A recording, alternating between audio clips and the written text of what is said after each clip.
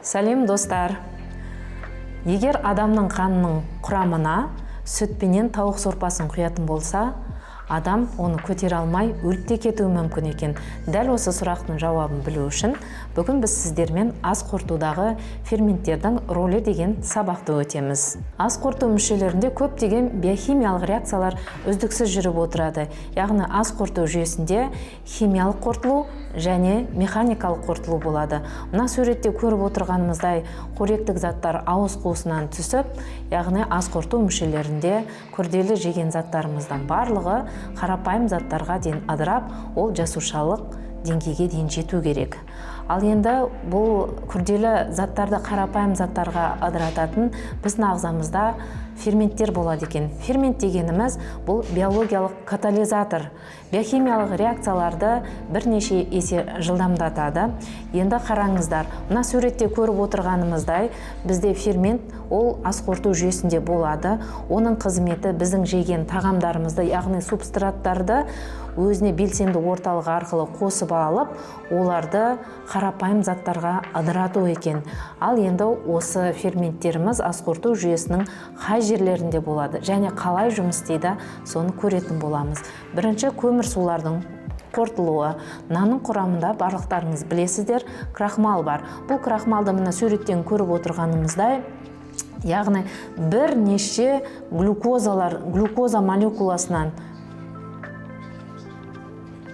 глюкоза молекулаларынан құралған екен. Енді ең бірінші қорытылу ауыз қуысында жүзеге асады.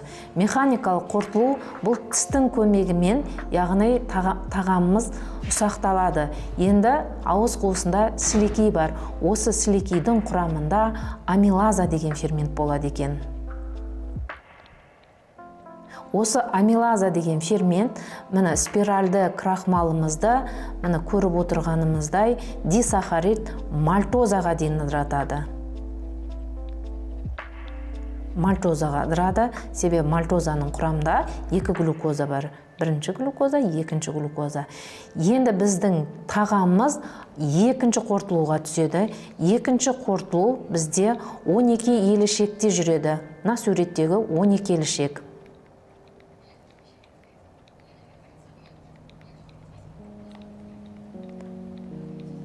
12 елішекте. Суретте көріп отырғанымызда ұйқы безінің өзегі 12 елішекке ашылып отыр. Осы жерден ұйқы безінен панкреатин деген сөл бөлінеді. Осы панкреатин деген сөлдің ішінде тағы да амилаза деген фермент бөлінеді. Амилаза ферменті әлі крахмалды мальтозаға дейін ыдыратады. Енді бізде үшінші қорытылу жүзеге асады. Үшінші қорытылу аш ішектің шырышты қабырғасында енді мальтаза деген фермент бөлінеді. Мальтаза ферменті мальтозаны глюкозаға дейін ыдыратты.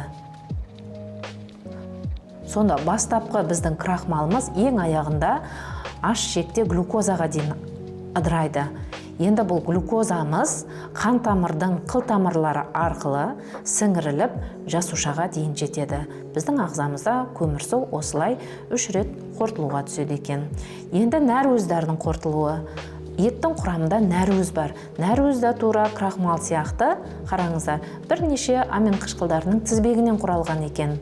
Енді біздің нәруізіміз ауыз қуысында сілекеймен шыланады, бірақ ыдырауға түспейді. Нәруіз бірінші ыдырау ол асқазанда жүзеге асады. Асқазанда пепсин деген фермент бар. Себебі асқазанда да қарын сөлі бар. Сол қарын сөлінің құрамында пепсин деген фермент бар. Осы пепсин деген ферментіміз, қараңыздар, тізбек тәрізді амин қышқылдарын полипептидтерге ыдыратты. Полипептидтерге ыдырайды. Енді осы полипептидтеріміз екінші ыдырауға түседі. Екінші ыдырау 12 елішекте жүзеге асады. Мынамыз 12 елішек. 12 елішекте, қараңыздар, ұйқы безінің өзегі 12 елішекке ашылған.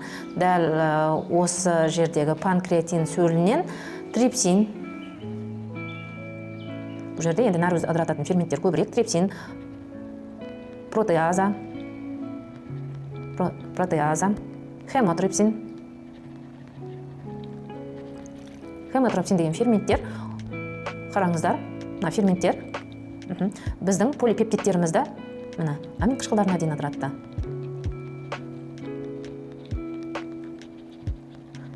Енді осы амин қышқылы аш ішектің бүріндегі қылтамырлар арқылы қан тасымалданып жасушаға дейін жеткізіледі.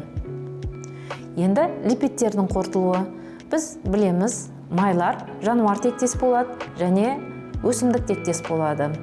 Енді қараңыздар, суретте көріп отырғанымыздай, ауыз қуысында да, асқазанда да қорытылған жоқ.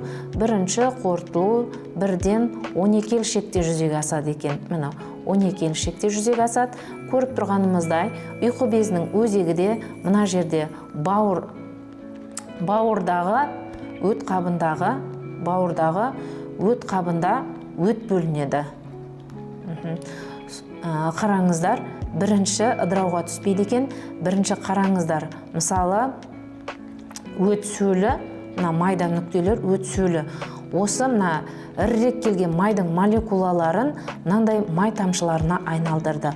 Осы процесті біз эмульгация деп атаймыз. Эмульгация деген, яғни ірірек келген май молекулаларын май тамшыларына айналдыру. Майдалары, май тамшылары. Енді қараңыздар, мынау енді бірінші эмульгация процесі болды. Енді қорытылу болады. Мына жерде қараңыздар, ұйқы безінің өзегі 12 елшекке ашылып отыр. Осы жерде фермент бөлінеді. Бұл ферменттің аты липаза деп аталады. Осы липаза ферменті, қараңыздар, май тамшыларын ыдыратады екен. Енді май тамшыларын суретте көріп отырғанымыздай, май қышқылы, қараңыздар, бас бөлімі глицерин еді ғой, яғни глицеринге және құйрық бөлімі май қышқылы етін. Біздің липидіміз май қышқылы мен глицеринге ыдырайды. Енді бірдің ішінде лимфа қылтамырлары болады. Со лимфа қылтамырлары арқылы жасушаға жеткізіледі. Біз сіздермен көмірсудың қорытылуын, нәрөздің қорытылуын және липидтердің қорытылуын суреттен қарастырдық. Ал енді мына кестені толтырып жіберейік. Ас қорыту сөлдері бар екен. Сілекей сөлінің құрамында амилаза деген фермент бар. Амилаза. Ол органикалық затты, крахмалды ыдыратады.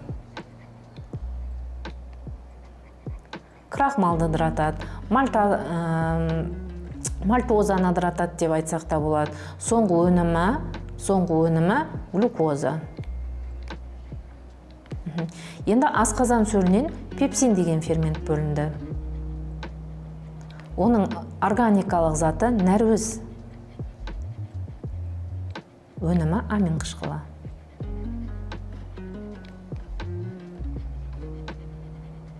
Ұйқы безінен бөлінетін сөл панкреатин. Панкреатин сөлі органикалық заты. Бұл жерде 3 органикалық затта қорытылады, бұл жерде нәрөзді қорытылады. Егер нәрөз болатын болса, онда амин қышқылы. Көмір су болса, глюкоза. Липид болатын болса, май қышқылы мен глицерин. Дәл осы кестені дәптерлеріңізге көшіріп алсаңыздар болады. Енді біз сіздермен тест орындап көрейік. Бірінші сұрақ: липаза ферментінің субстратымен ыдыратудан кейін алынған өнім қалай аталады? Енді қараңыз. Бірінші субстрат көмірсу, өнімі глюкоза дейді. Б. Май, амин қышқылы дейді. С. Май қышқылы мен глицерин дейді. Д. Нәрөз, май қышқылы мен глицерин дейді. Енді осы жердегі дұрыс жауаптарды көреміз. Бұл жерде дұрыс жауабы май қышқылы мен глицеринге ыдыраған. Екінші сұрақ: адам жұмыртқа ағын жегенде нәруыз және су асқазанға түседі. Қандай заттар асқазаннан шыққанда, ал қандай заттар аш-ішектен шыққанда түзіледі дейді. Енді А жауабы: асқазанда амин қышқылы су, аш-ішектен амин қышқылы және су. Б май қышқылы су мен глицерин, аш-ішекте май қышқылы су және глицерин. С да нәруыз және су, аш-ішекте май қышқылы және глицерин. Д нәруіз, амин қышқылы және су, аш-ішекте су. Енді бұл жердегі жауап, бұл жерде қараңыздар, А жауап пен Д жауабы да амин қышқылы және су деген бар. Мына амин қышқылы және су деген бар. Себебі асқазанда біздің жеген тамағымыз ішінара қорытылды дегенбіз. Сондықтан ол жерде бана полипептид болғандықтан біз әлі де нәруіз деп аламыз. Одан кейін амин қышқылы және су болады, ал аш-ішекте су болады. Сондықтан мына тесттің жауабы Д болады. Енді ары қарай кеттік. Суретте адамның ас қорыту жүйесінің бір бөлімі көрсетілген. Қай бөлім құрамында пепсин ферменті бар? Ас қорыту сөлім бөледі дейді. Енді қараңыздар. А бауыр болды. Бауырда өт. Бауырда өт. Сондықтан бұл жауап бізде сәйкес келмейді. Енді қараңыздар. Бұл асқазан. Асқазанда біз пепсин деген фермент бөлінеді дегенбіз. Болды. Б жауабы дұрыс болғаны. Егер ұйқы безін алатын болсақ, онда ұйқы безіндегі панкреатин сөліндегі трипсин етін. Трипсин, хемотрипсин, протеаза еді. Енді ары қарай. Төртінші сұрақ: лимфаза ферментінің ас қорыту кезіндегі субстраты мен соңғы өнімі не болып табылады? Ал кеттік. Субстрат, соңғы өнім: А көмірсу глюкозаға дейін дейді. Б май, амин қышқылдары. С май қышқылы мен глицерол дейді. Д нәруіз бен май қышқылдары. Бұл жерде бізде липазаны сұрап тұр балалар. Сондықтан липазаны сұрағандықтан екі жауап тұр. Берде май деген. Б және С. Енді екінші соңғы өніміне қарайық. Амин қышқылына адырамайды ғой. Сондықтан С деген жауап болады. Себебі ол май қышқылы, глицерол немесе глицеринге дейін адырайды. Бесінші сұрақ: крахмал амилаза ферменті әсерінен мальтозаға дейін адырады дейді. Құлып және кілт гипотезасына сүйене отырып, қайсысы құлып, қайсысы кілт ретінде түсіндіріледі? Енді кілт дегеніміз бізде балалар, бұл субстрат. Субстрат деген біздің жейтін тағамдарымыз субстрат. Ал құлып дегеніміз ол фермент. Енді қараңыздар, ферментте балалар аза деген жалғау болады. Мына жерде жалғау оза, мына жерде оза деген жалғау жоқ. Мына жерде оза болды. Мына жерде қараңыздар, аза деген жалғау тұр. Мынада ғана аза деген жалғау бар. Енді автоматты түрде крахмалды адырататын фермент амилаза деп аталады. С жауабы дұрыс болып тұр. Балалар, осындай бірнеше сабақтарды жіберіп алмау үшін біздің арнамызға тіркеліп кетуді ұмытпаңыздар.